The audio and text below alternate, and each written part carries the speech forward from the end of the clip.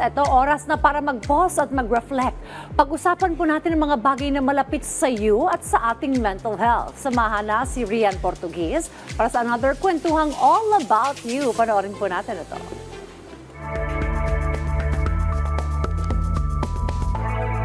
Magandang araw! Ako nga pala si Rian Portugues, your millennial psychologist, at welcome sa All About You, kung saan ito ang safe space mo at pag-uusapan natin ng tungkol sa'yo.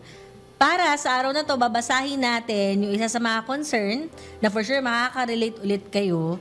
Kasi meron siyang kinalaman dun sa, alam yun, sinasantabi natin yung nararamdaman natin para dun sa comfort ng ibang tao. Sabi ni Miss L, mas madalas ko pong isuppress ang feelings ko para walang gulo. So, paano po yung gagawin ko? Sabi niya, ayaw ko rin kasing tawaging toxic at ayaw ko rin naman na maapektuhan ng mahal ko sa buhay.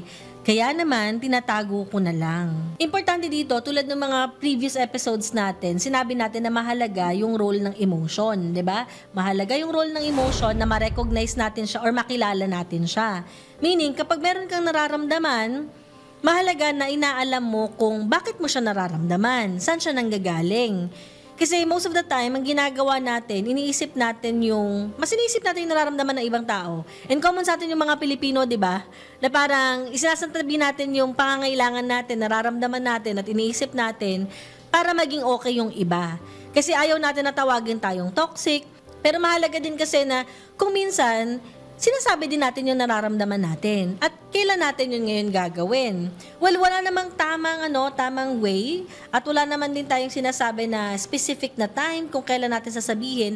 Depende na yun sa'yo kung kailan mo nasasabi or pwedeng sabihin, di ba? Pwede ka actually gumawa ng right timing for yourself. So, kaya nga namin sinasabi parate, di ba, na it's okay not to be okay. Di ba? Kasi ibig sabihin nun, kailangan nare-recognize mo kung bakit hindi ka okay. Pero ito din yung hindi okay doon. Kapag lagi mo naman sinasabi na it's okay not to be okay, pero hinahayaan mo lang na hindi ka okay, hindi rin yun okay, di ba? Dapat it's okay not to be okay, but eventually, you'll do something para maging okay ka din. Kasi okay din naman na maging okay ka, tama? Walang madaling paraan para masolusyonan natin yung mga problema natin. Minsan talaga, kailangan na abot tayo sa punto na minsan din natin kailangan i-filter yung sasabihin natin.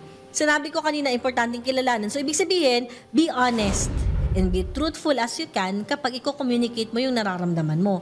Use I statements when communicating your concerns or your problems. Bakit I statements? I feel like, yun, sasabihin mo, I feel like, ito yung naramdaman ko nung sinabi mo yon. Tsaka, pag I statements din kasi yung gamit natin, napapractice natin yung accountability dun sa nararamdaman natin. Kapag na-share mo na yung nararamdaman mo dun sa tao na yun, syempre, dapat maganda na natatapos yung communication ninyo na, alam mo yun, safe space pa rin siya. Kung ano yung pinag-usapan nyo doon lang sana yun doon lang dapat yun magstay.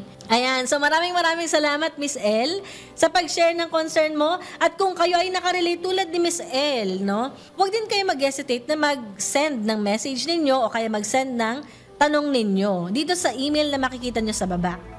Muli po, this is Rian Portugues, your millennial psychologist, at maraming salamat.